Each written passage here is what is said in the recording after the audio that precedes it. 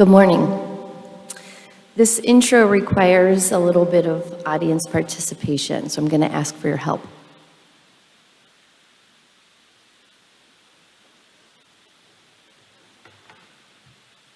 If you have me for A, E, D Bell, Advisement or Study Hall, and you recognize this blanket, please raise your hands. Okay. If you have used this blanket at some point to get warm or comfortable, please raise your hand again.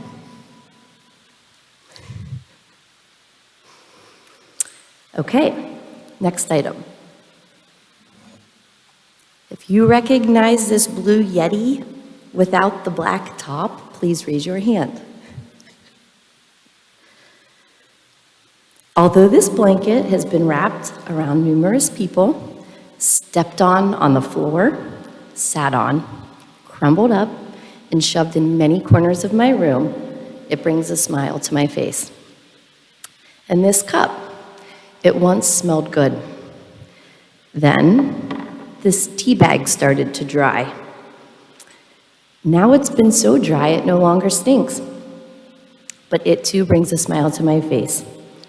These items belong to our speaker today, and I know at some point she'll come rolling into my room very quickly, gather up any number of missing and forgotten items, but I don't mind in the least. It just means that at some point during my day, I'll get to catch up with one of the most kind, sincere, interesting, and faith-filled young people I have ever met. I introduce you, Anna Leyendecker.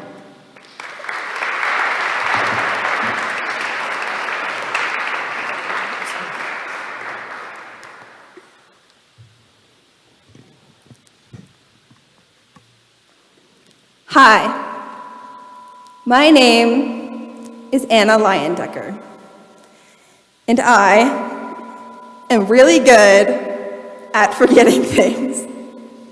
So, naturally, I'm going to walk you through some of the most memorable things I have forgotten. Coming in at a close third for most forgotten is my blue pencil case. It's cheap, made of cloth, and I can't remember it for the world.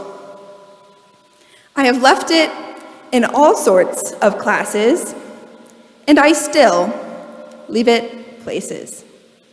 So, people started to sign it when they found it.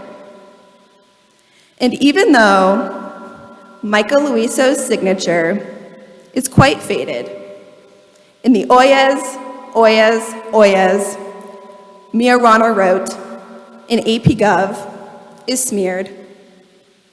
I love the memories attached to each name. In a way, you leave part of yourself behind everywhere you go. I'm just really lucky people brought that part back to me. I carry the people who have signed my pencil case. That is, if I remember it. Coming in at a close second for most misplaced, specifically my freshman year, is my phone. Keep in mind, at this time, it was a chunky, teal-green OtterBox. And I always left it in phone jail in Miss Mays's room. I believe my Latin class started to make bets on how long it would take me to retrieve it. And believe me, I have lots of selfies from the people who have generously returned it to me. While I do not encourage leaving your phone in random places, I would encourage you to take a break. Don't make hanging out with friends just about taking pictures or using the phone as an escape from uncomfortable situations, or to be more productive when you're not near your computer. Forgetting your phone isn't all that bad. And that said, I still want to give a huge shout out to everyone who has returned it to me. Thank you. I have one final award for the most forgotten object around this school. Mrs. Suter can certainly guess what it is. Mr. Hilton was probably really tired of seeing my face after I forgot it so many times. In fact, there's a legend that if you steal it, I won't notice for at least an hour. And that object is my dearly beloved Nalgene water bottle. My poor water bottle was left in Mrs. Duggan's room after advisement, took a vacation in Miss Rolfus's room, and sat in Mrs. Suter's cubby one too many times.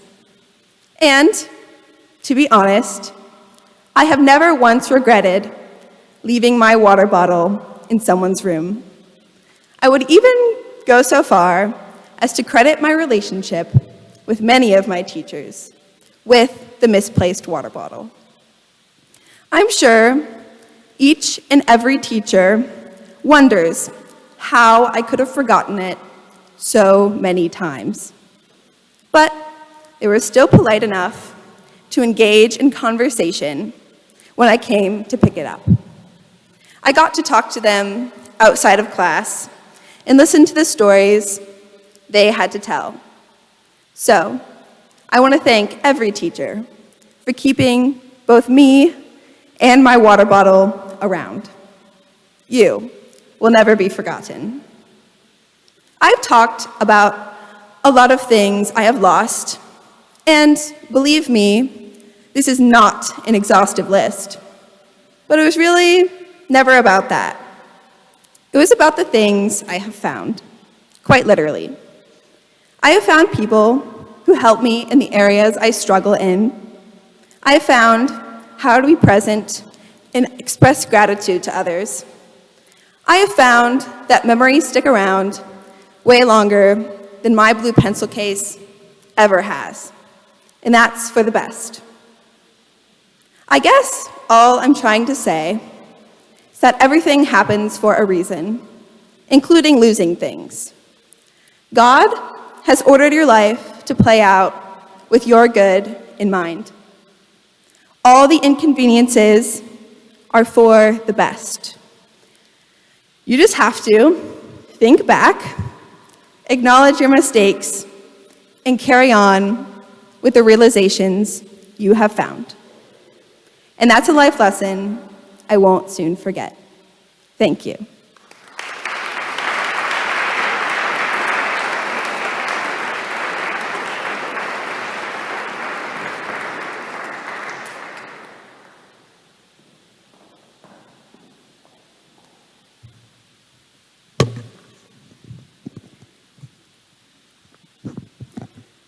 Our next speaker this morning is many things: bright, highly capable, strong-willed, diligent, dedicated, brave, the list goes on.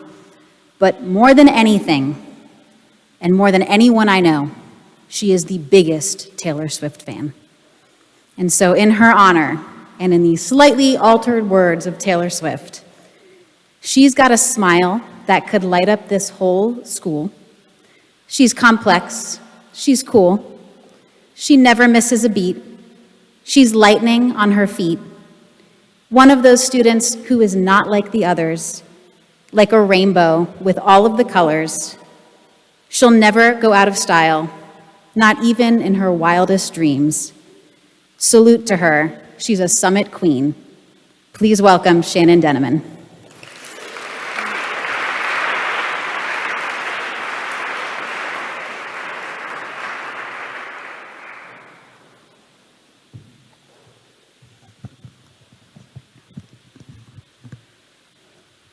Some of you may know a lot about me. Some may know none. So let me introduce myself. Firstly, I am 18. enjoy crocheting, knitting, and embroidery. I was in a car wreck yesterday and spent most of the day in the hospital. I work at the library. I can be very shy and have 9 N's in my name. I also have ADHD, generalized anxiety disorder, and OCD, along with a whole slew of fun little things that come with those, such as executive dysfunction and nail-picking disorder.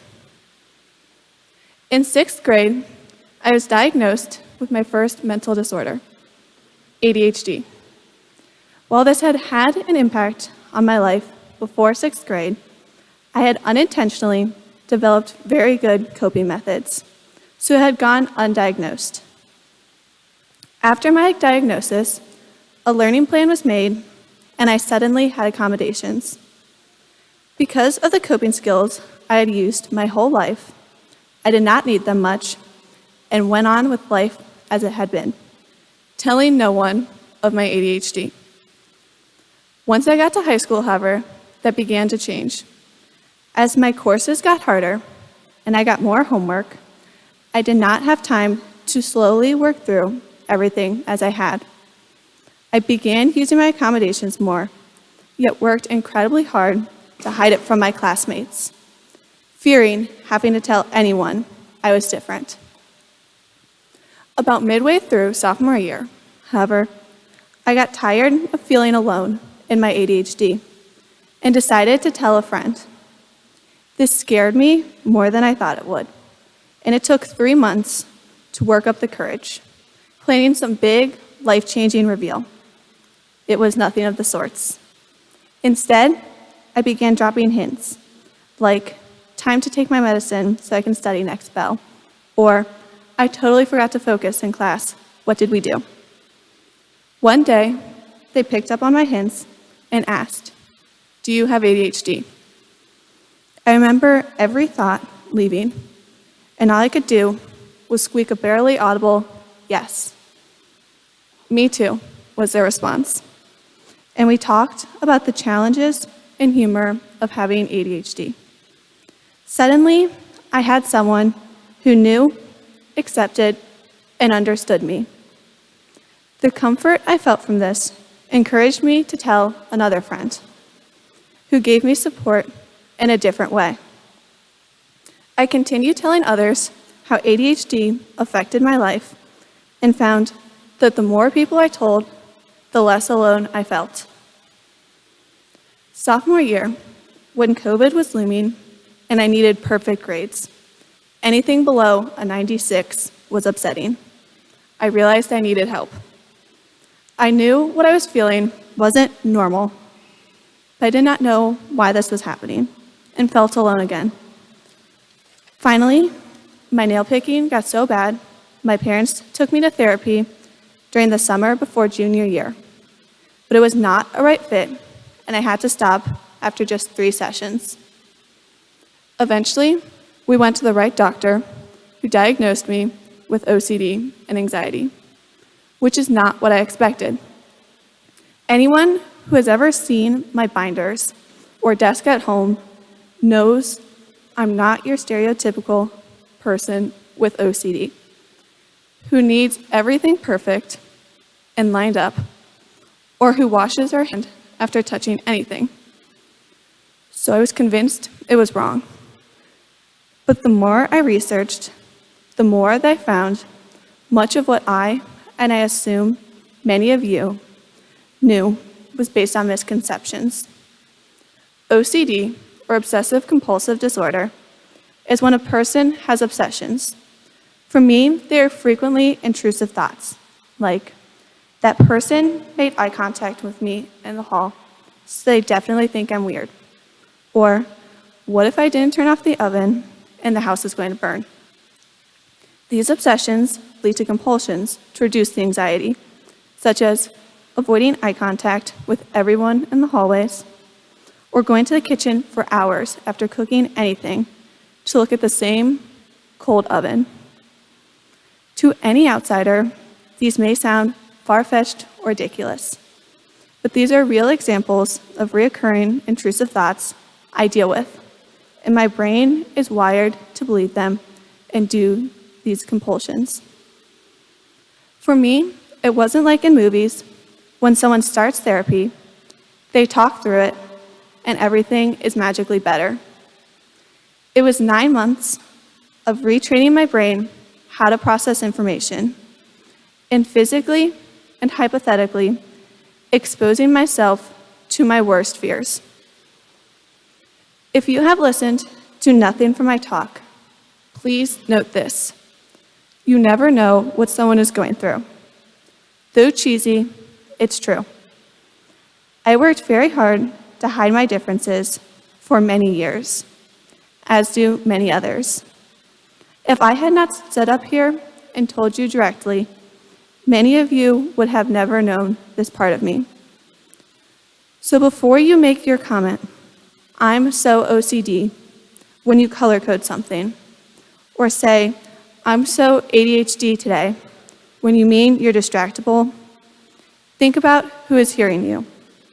These are not adjectives, and you never know who is facing them personally, or whose sibling, whose parent, whose best friend deals with these.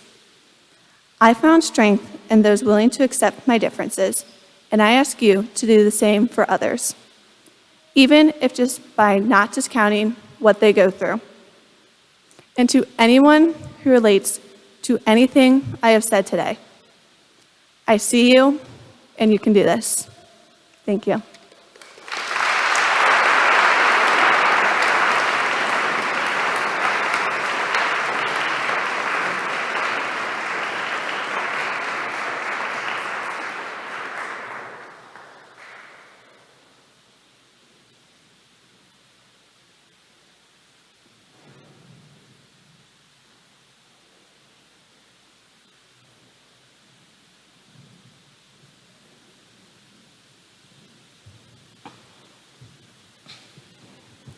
Thank you to both of our speakers today. As Anna said, everyone leaves a part of themselves when they leave Summit, and I think she means more than just the blankets and the water bottles. We all leave behind what we choose to share of ourselves with each other, as Shannon said, and we all need to consider that when we interact with each other. Are we leaving behind positivity when we exit out these doors? Seniors fairly soon, the rest of you all one day will also graduate, or are we leaving negativity? These are things that we need to consider every day as we choose our words, which we need to do more carefully, as Shannon pointed out. At this time, we're going to have the families exit so that we don't get trampled here.